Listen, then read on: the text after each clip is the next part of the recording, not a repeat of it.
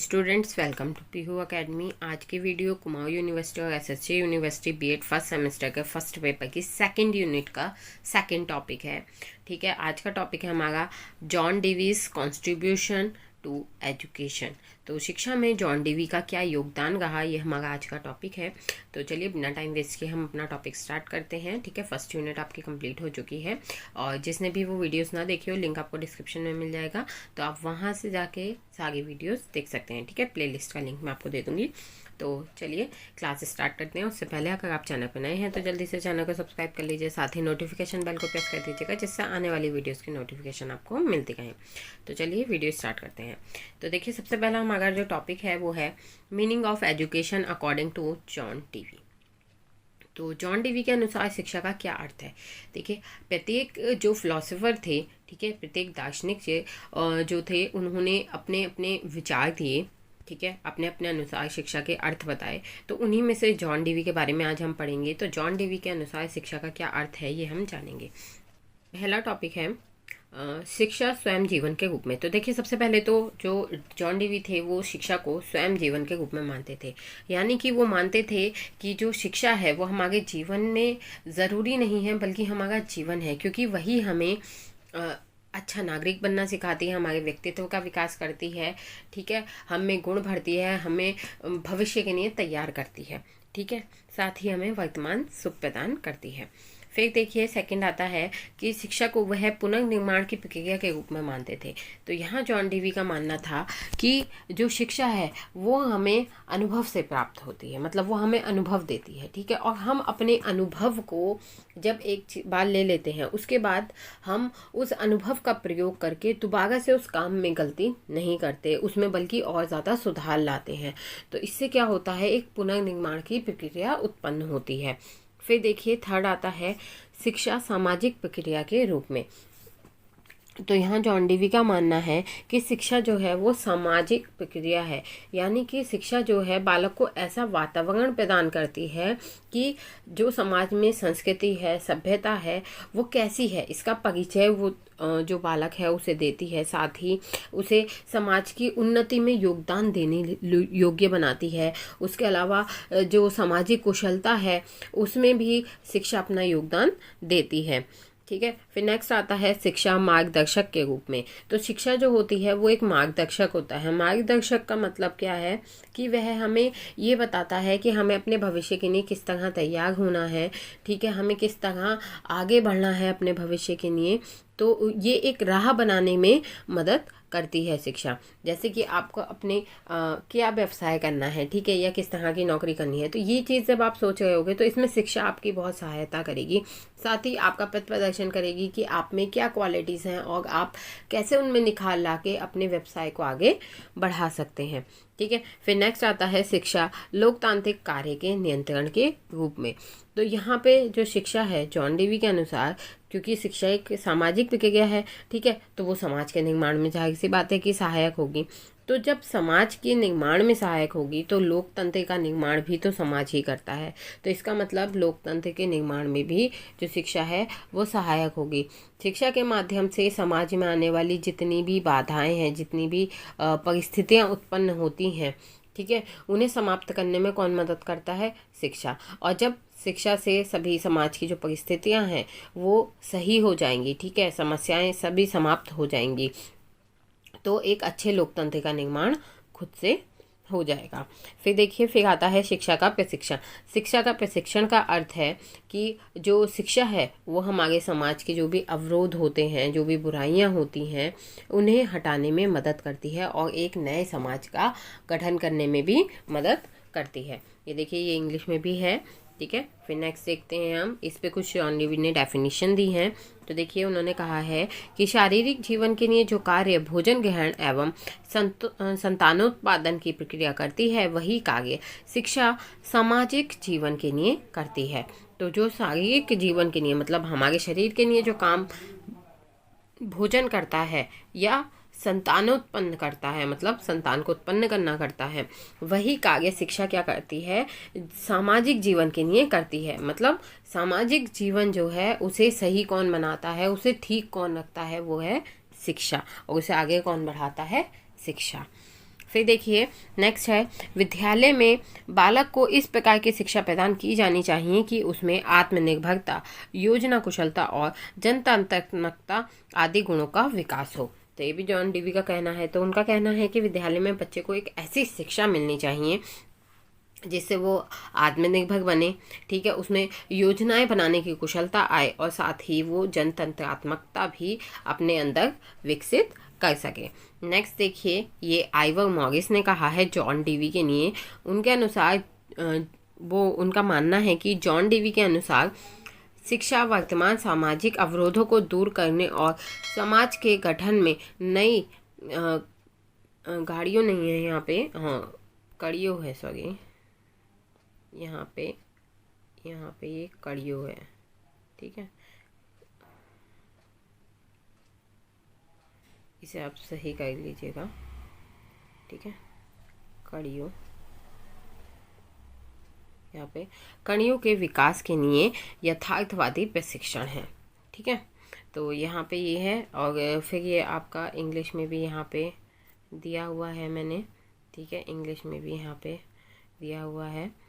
अब यहाँ पे ये देखिए, जॉन डीवी के अनुसार शिक्षा के उद्देश्य, objectives of education according to John DV.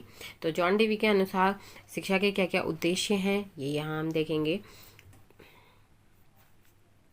John Dewey प्रयोजनवादी शिक्षा शास्त्री हैं और उन्हें शिक्षा के क्षेत्र में युग प्रवर्तक कहा जाता है। तो उन्हें क्या कहा जाता है? शिक्षा का युग प्रवर्तक, ठीक है, कि मतलब युग को बदलने वाला।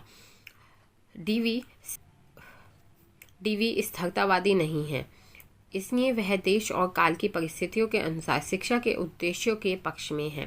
तो वो क्या है, वो शिक्षा को स्थिर नहीं मानते हैं, साथ ही वो मानते हैं कि जैसा देश हो, जैसा काल हो, जैसी परिस्थितियां हो, उसके अनुसार ही शिक्षा के जो उद्देश्य हैं वो भी बदलते रहते हैं। वो कहते हैं कि शिक्षा का तात्कालिक उद्देश्य, मतलब शिक्षा का इस समय प्रेजेंटली जो उद्देश्य है वह हमेशा होगा, और जहाँ तक क्रिया शैक्षिक होगी वह उद्देश्य को प्राप्त करेगी। फिर देखिए उद्देश्य कौन कौन से हैं। सबसे पहला है क्रिया एवं विचारों में संतुलन, ठीक है। तो शिक्षा क्या होती है, वो हमारी क्रिया और विचारों में संतुलन बनाती है, ठीक है, मतलब हमें सोचने समझने की शक्ति देती है, साथ ही हमारा मानसिक विकास करती है। फिर आता है वर्तमान समाज की प्रकृति। तो देखिए जैसे कि मैंने बताया था कि समाज में होने वाले अवरोधों को जो है वो शिक्षा रोकती है, साथ ही नए समाज का गठन करती है। तो इसी तरह समाज की जो प्रकृति है उसमें भी शिक्षा ही योगदान देती है। फिर आता है सार्वभौमिक चेतना का विकास। तो सार्वभौमिक चेतना के विकास से अर्थ है कि शिक्षा जो है सभी प्रकार की हमारी जो चेतनाएं हैं उन्हें विकसित करती है, हमारे अनुभव को बढ़ाती है, साथ ही हमें गलतियां करने से रोकती है। हम अपने अनुभव में संशोधन जो करते हैं और उसके बाद जो हम रिजल्ट निकालते हैं या जो परिणाम निकल के आते हैं उसमें क्या कौन सहायक होता है? शिक्षा सहायक होती है। फिर देखिए बालक में आत्मानुभूति। तो बालक में आत्मनिर्भरता और आत्मानुभूति भरने का कार्य कौन करता है? शिक्षा। फिर अगला उद्देश्य होता है शिक्षा का वातावरण समायोजन की क्षमता। तो जितनी ज़्यादा शिक्षित लोग होंगे उतना ही वातावरण क्या है? अच्छा रहेगा, क्योंकि जो समाज की बुराइयां हैं, जो समाज की कुरीतियां हैं वो हमें देखने के लिए नहीं मिलेंगी, क्योंकि जितना ज़्यादा लोग शिक्षित होंगे उतना ज़्यादा लोग इन चीज़ों को नहीं मानेंगे। साथ ही साथ हमारे अपने वर्तमान को, अपने बालक के वर्तमान को और भविष्य को बेहतर बनाने में योगदान देंगे। फिर नेक्स्ट आता है उच्च मूल्यों का जीवन में योगदान। तो जो हमारे उच्च मूल्य होते हैं, सत्य, ईमानदारी, प्रतिष्ठा और जो हमारे नैतिकता, ये मूल्य हैं, इन मूल्यों को अगर हम अपने जीवन में उपयोग में लाते हैं तभी हम एक अच्छे व्यक्तित्व, एक अच्छे समाज, एक अच्छे राष्ट्र का निर्माण कर सकते हैं। तो इसलिए इनका कहना है कि जो हमारी उच्च मूल्य हैं उन्हें हमें अपने जीवन में प्रयोग में लाना चाहिए, ठीक है। तो ये देखिए यहाँ पे ये मैंने इंग्लिश में भी कर रखा है, आप स्टॉप करके यहाँ पे से नोट कर सकते हैं। फिर नेक्स्ट टॉपिक है हमारा जॉन डीवी के अनुसार आदर्श विद्यालय की विशेषताएं, ठीक है। तो इस समय जो हमारे आदर्श विद्यालय होते हैं, एक आइडियल स्कूल होता है, उसकी क्या क्या विशेषताएं हैं, क्या क्या कैरेक्टरिस्टिक्स हैं, ठीक है, ये हम इसमें जानेंगे। तो चलिए स्टार्ट करते हैं। सबसे पहले तो देखिए एक आदर्श विद्यालय कैसा होना चाहिए? विद्यालय को समाज के प्रतिनिधि होना चाहिए, मतलब समाज का निर्माण करने वाला होना चाहिए। नेक्स्ट है विद्यालय को अपनी और सामाजिक आवश्यकताओं को पूरी करने के लिए बालक को व्यावसायिक प्रशिक्षण देना चाहिए। ठीक है, तो उसे फाइनेंशियल एजुकेशन भी विद्यालय को देनी चाहिए जिससे कि सामाजिक आवश्यकताओं की पूर्ति हो। ठीक है, उसके लिए फिर देखिए उसे सामुदायिक जीवन के केंद्र के रूप में होना चाहिए। तो यहाँ पे केंद्र किसे रखना चाहिए? सामुदायिक जीवन को। ठीक है, आदर्श विद्यालय को सामुदायिक जीवन को केंद्र रख के उसे शिक्षित करना चाहिए। उसके बाद आदर्श विद्यालय एक सक्रिय एवं रचनात्मक वातावरण के रूप में होना चाहिए। फिर देखिए विद्यालय को बालकों को स्वानुभव के द्वारा सीखने का अवसर प्रदान करना चाहिए। तो ऐसे विद्यालय होने चाहिए जहाँ पे बच्चों को खुद से अनुभव करके सीखने का मौका मिले। उसके बाद विद्यालय को समाज की क्रियाओं को सरलीकृत, शुद्ध और सर्वथा संतुलित रूप में प्रस्तुत करना चाहिए। तो देखिए विद्यालय को कैसा होना चाहिए? विद्यालय की जो समाज की क्रियाएं हैं उन्हें सरल बनाने में, शुद्ध बनाने में और सर्वथा संतुलित मतलब हमेशा संतुलित रूप में बनाने में मदद करनी चाहिए। तो ये यहाँ पे इंग्लिश में है, आप नोट कर सकते हैं। फिर देखिए यहाँ पे जॉन डीवी की जो थ्योरी है उसके अकॉर्डिंग मॉडर्न एजुकेशन, तो जो भी आधुनिक शिक्षा पर जॉन डीवी के सिद्धांत हैं उसके बारे में हम बात करेंगे। तो जॉन डीवी ने जो सिद्धांत दिए हैं, पहला सिद्धांत है उनका कि जॉन डीवी ने आधुनिक शिक्षा में सामाजिक तत्वों का समावेश किया है। तो उनका मानना है कि जो आधुनिक शिक्षा है उसमें सामाजिक तत्व होने चाहिए। नेक्स्ट है आदर्श शिक्षालय, मतलब कि आदर्श विद्यालय जो है वो समाज का लघु स्वरूप होता है। तो जैसा समाज होगा वैसे ही हमारा विद्यालय होगा। फिर है शिक्षालय सामाजिक प्रगति का प्रमुख साधन है, मतलब विद्यालय जो होता है वो सामाजिक प्रगति का एक साधन होता है। क्योंकि देखिए जो विद्यालय होता है उसमें से जब बालक पढ़ के निकलता है तो वो क्या है, हमारे देश का एक भविष्य होता है। सामाजिक कुशलता शिक्षा का प्रमुख उद्देश्य होती है। तो समाज में किस तरह का व्यवहार है, किस तरह का व्यक्तित्व है, किस तरह का जो हमारा समाज है, राष्ट्र है, वो किस तरह का है, तो इस सब में भी जो शिक्षा है वो योगदान प्रदान करती है। फिर देखिए शिक्षा का सक्रिय होना आवश्यक है, मतलब शिक्षा हमेशा गतिशील होनी चाहिए, सक्रिय होनी चाहिए, उसमें बदलाव होते रहने चाहिए। फिर देखिए शिक्षा जीवन है, ना कि जीवन की तैयारी। तो उनका कहना है जॉन डीवी के अनुसार शिक्षा जो है वो हमारा जीवन है, ना कि जीवन की तैयारी है कि हम शिक्षा के द्वारा आगे बढ़ेंगे। नहीं, हमें शिक्षा को अपने जीवन में उतारना है, तभी हम जो अपना जीवन है उसे बेहतर बना पाएंगे। फिर देखिए शिक्षा का आधार मनोवैज्ञानिक और समाजशास्त्र होना चाहिए। तो जो शिक्षा का आधार है, मतलब हमें शिक्षा जो करनी चाहिए वो समाजशास्त्र के और मनोविज्ञान को आधार मानकर करनी चाहिए। फिर देखिए ये मैंने यहाँ पे इंग्लिश में भी नोट कर दिया है। फिर यहाँ पे देखिए आता है contribution of John Dewey in education of the world, तो विश्व की शिक्षा में जॉन डीवी का योगदान। तो यहाँ पे देखिए ये कुछ बुक्स के नाम हैं जो कि जॉन डीवी के द्वारा लिखी गई किताबें हैं। तो इन किताबों के द्वारा जो जॉन डीवी है उन्होंने विश्व की शिक्षा में अपना योगदान प्रदान किया है।